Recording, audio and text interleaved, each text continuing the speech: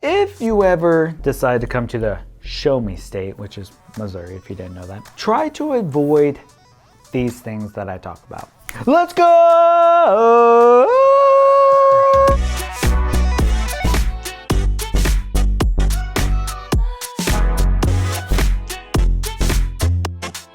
What's going on, guys? Jesse Weiser with Wiser Living Realty, and I'm a broker in Springfield, Missouri, and I want to get to know you. Seriously, reach on out. Text us, email us, give us a smoke signal. Like, reach out. We want to get to know you, get introduced to the team. Like, we're here to give you guys resources, to guide you, and to be everything for you in the real estate industry. Like, that's what we're making these videos for. So reach out. We actually have quite a few people reach out every week, and I'm inviting you to be bold and to reach out to us and get started. Also, we have a website called wiserlivingrealty.com. If you want to check out any houses in the Southwest Missouri or just all of Missouri, check it out there. So today we're talking about all things to avoid in Missouri. I'm going to give you firsthand stories, and we're just going to get through this pretty dang quick. Bam, bam, bam, rapid fire. Are you ready? Yes.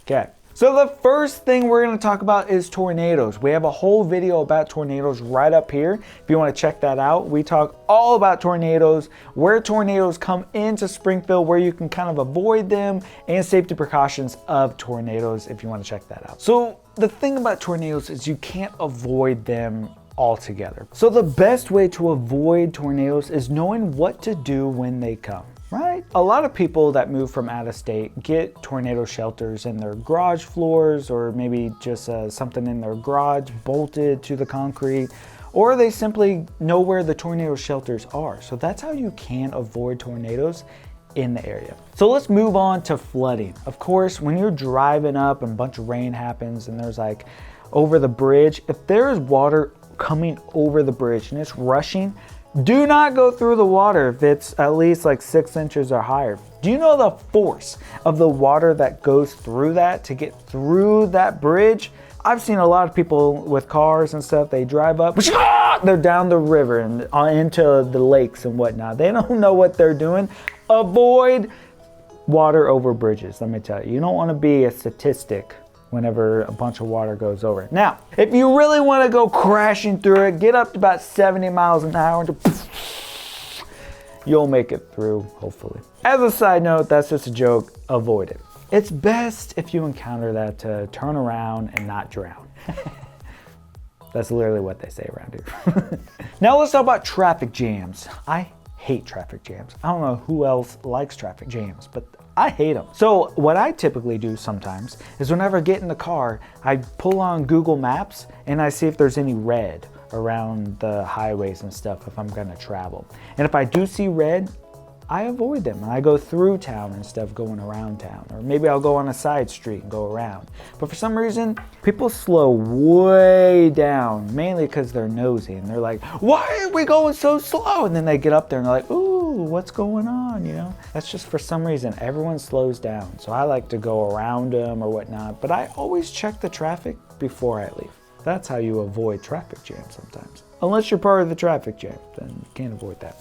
So let's talk about other drivers. Now we're talking about the crazy drivers, which is so funny. I just came back from Vegas and they speak with their horns. Let me tell you, I'm riding in the taxi driver and he's like, and he's like inches away from, I'm like, oh my gosh, where I'm from, like they're crazy drivers, but that is like normal where they live.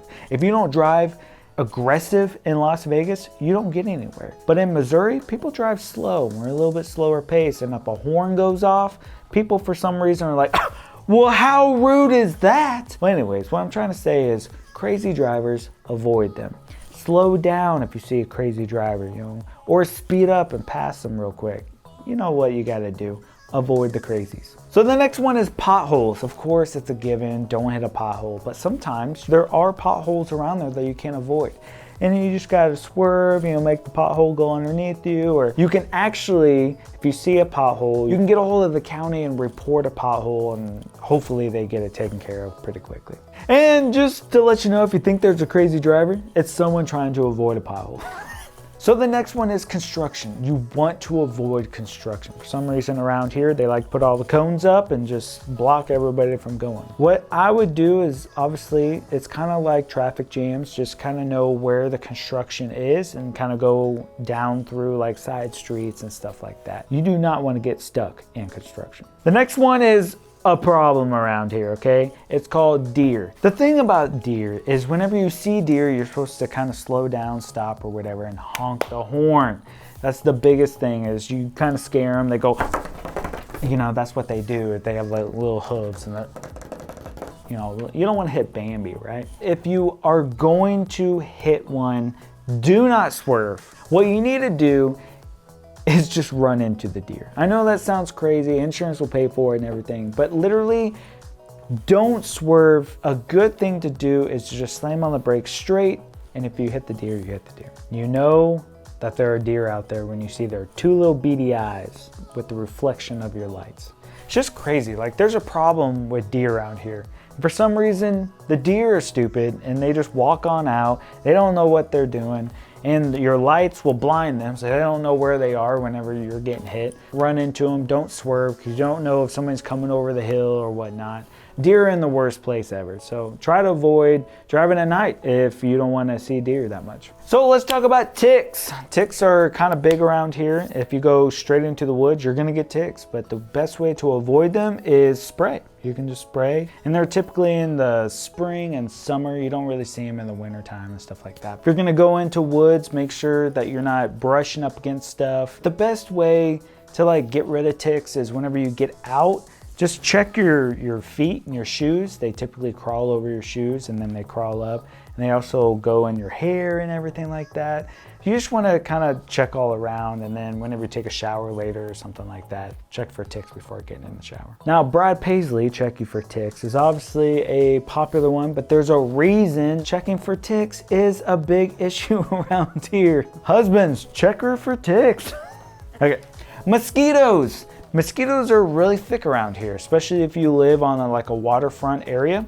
And the best way to avoid them is they have spray for mosquitoes. And also tiki lights, you know, with the smoke and everything. Anything smoke kind of reflects mosquitoes. Just remember, if you do get bit by a mosquito, just make sure it doesn't get infected. Now let's talk about chiggers. Obviously, you get chiggers in tall grass and fields and, you know, all the stuff like that. But they don't carry diseases. That's what's cool. But they itch really bad all over your legs. And if you brush your arms around the grass and everything, you'll get on your arms, and they're very tiny, so you don't really know what they look like. What I would do is, if you go through all the grass, take a shower extremely quick when you get home. Don't forget the spray. Remember the spray. So let's talk about poison ivy and poison oak. Now, the biggest thing when I was a kid is 5 leaves, stay alive. 3 leaves, leave it be. I don't know what it's all, but that's kind of the figure of speech. So if you have 5 leaves, you're good. 3 leaves, that's poison ivy. Stay away from it. I've gotten it as a kid. As I've gotten older, I just stay out of the woods. But poison ivy, do not get. And it literally, you can touch it, and then like as it's still kind of like there, you can go and scratch something else, and it'll just start spreading all over the place. You do not want that. So avoid poison ivy. Now, during the wintertime, there is ice. Now, there's called black ice, means it doesn't look icy and it's just black because it's really thin, but boy, oh boy, you can just go off to the side. You want to avoid ice. Now, around here, a lot of people use 4x4. Now, 4x4 isn't the best against ice, but it actually keeps your vehicle straight. Now, with ice, you want to brake way in advance and don't get in a rush. Now, another big thing during the springtime, which we are right now, is hail. Not that long ago, we had about a golf-size hail up in Lebanon, Missouri, and we had somebody here in the office had her car parked outside, and hail just pelted on her new vehicle, and it smashed the sunroof in, had big old welts around, and they almost totaled the vehicle. It's kind of crazy. But if you guys do own a house here in Missouri and hail comes through, I mean, file a hail claim for your roof. I mean, get that roof checked out. If you need any recommendations on hail claims for roofs and stuff, I know a great place. I've used them probably dozens of times on my own personal house, my own rentals, everything, and they're there to fight the insurance. So reach out. I will gladly give you that recommendation, and all you have to do is just pretty much pay your deductible and you get a new roof. So this last one is kind of funny and it's a little bit of a bonus, but avoid highway patrol. Do not speed around them. They will pull you over and give you a ticket. If you're going like 2 or 3 over the speed limit, they'll pull you over. Even though I got caught doing 10 over the other day, but they didn't pull me over. But seriously, highway patrol, they're pretty thick around here on I-44 and 65 highway and stuff like that. You definitely want to avoid highway patrol. Just do the speed limit. Again, in our other videos, the speed limits are a little bit slower here and they do radar them pretty heavy. So just watch what you're doing. Hope you guys enjoyed all the things to avoid in Missouri. If you have any questions, drop it down in the comments. If you have anything to add, drop it down in the comments as well. We read every single comment. And if you want to see any other videos that we've done, we have a plethora of them coming out. Don't forget to hit subscribe. We have a lot coming your way. Check out the next videos right over here. And again, watch for deer. Seriously, it's the Midwestern way of saying love you. Have a good day. Did I spit on my notes here? I'm so sorry. Hopefully you didn't see that. Embarrassing.